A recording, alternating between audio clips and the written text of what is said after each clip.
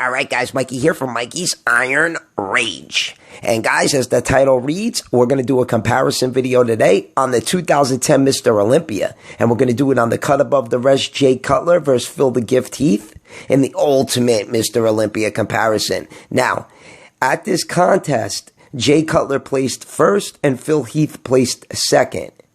And I tell you, Phil looked good, but I just think Jay Cutler was a little bit better. After 2010, Jay Cutler just fell off a cliff. 2011, he looked like shit, in my opinion. 2012, he had an injury to his left bicep or his right bicep, I'm not sure.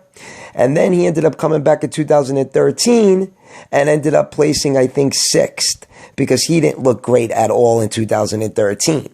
But then on the other side of the coin, we got Phil The Gift Heath, and he looked really good. But it wasn't my favorite version of Phil Heath. The 2010 Arnold Classic, I think, was a little bit better than the 2010 Mr. Olympia.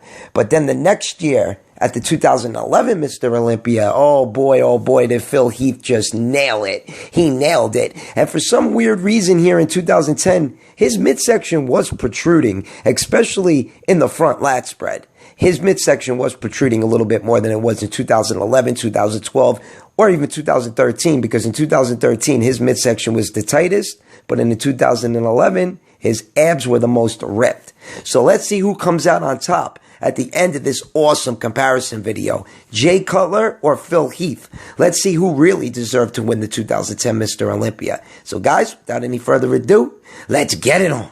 And we got the first pose of the night, the front relaxed. And I'm going to go with Jay Cutler.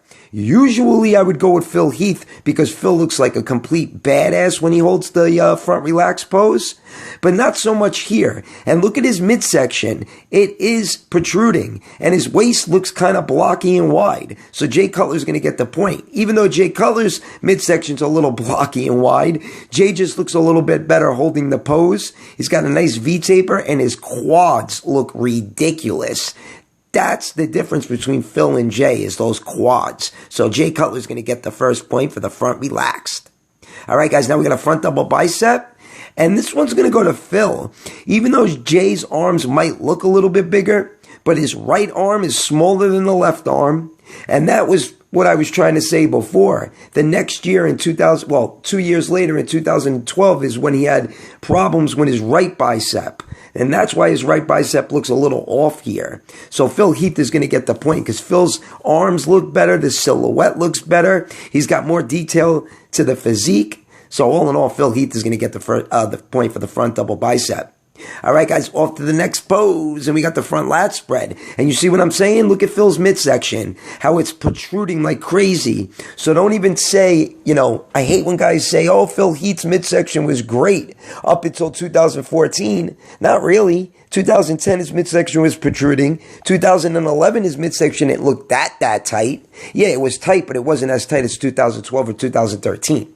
So I'm going to go with Jay Cutler. Jay Cutler's wider and just looks a lot better. His lats are flaring out more. Great V-taper. So Jay Cutler's going to grab the point there for sure. All right, guys, now we got a side tricep. And this was a tough one because Jay Cutler has a really good side tricep and a really good silhouette to go with that side tricep. But Phil Heath has an even thicker, better side tricep.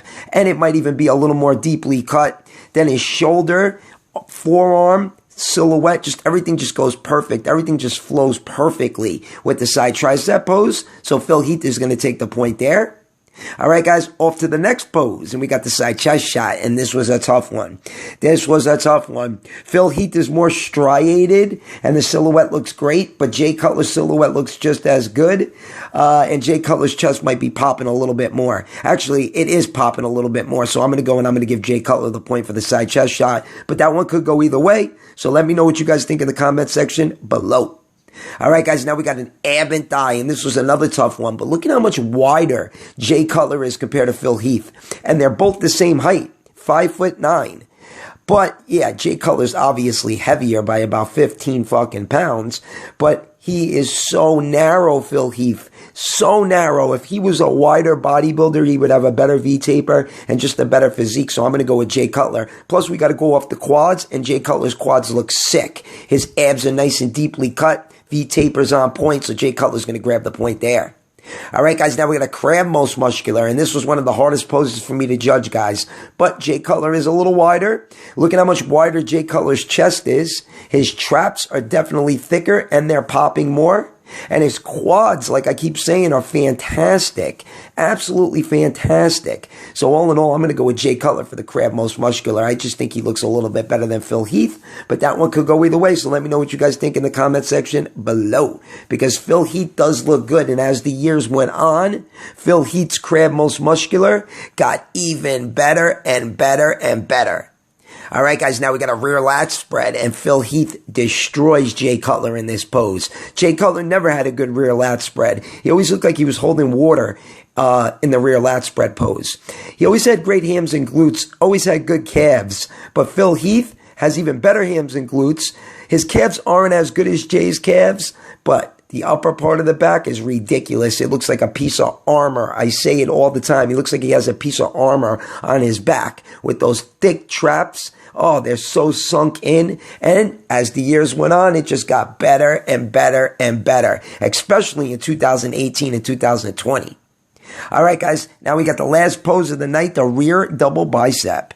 And don't get me wrong, Jay Cutler looks good. And Jay's traps are thicker than Phil's traps. His lats are thicker than Phil's lats. But his lower back could be better. If Jay Cutler had a better lower back like Phil Heath, Jay Cutler would have one of the best rear double bicep poses, I think, because he's got great hams and glutes and great calves, and we got to go off the arms as well, and the arms and shoulders look great, but Phil Heath is super 3D. I mean, his shoulders are so rounded. He's so fucking perfect when he hits the rear double bicep. The lat insertions look great. The detail to the lat insertions are just unbelievable. And like I said, the hams and glutes just top it off. So Phil Heath is going to get the last point for the rear double bicep. All right, guys, so let's tally them up. We got Phil The Gift Heath with 4 and Jay Cutler with 5. I had 9 poses for you guys, and it went 5-4 Jay Cutler, but it could have went 5-4 Phil Heath. That's how close this one would have went, because Jay Cutler and Phil Heath in the side chest and the side tricep could have went either way. But let me know what you guys think in the comment section below. If you like the video, guys, give it a thumbs up. If you haven't subscribed yet, please hit that Kevin Levrone icon button. Mikey's Iron Rage. Peace out.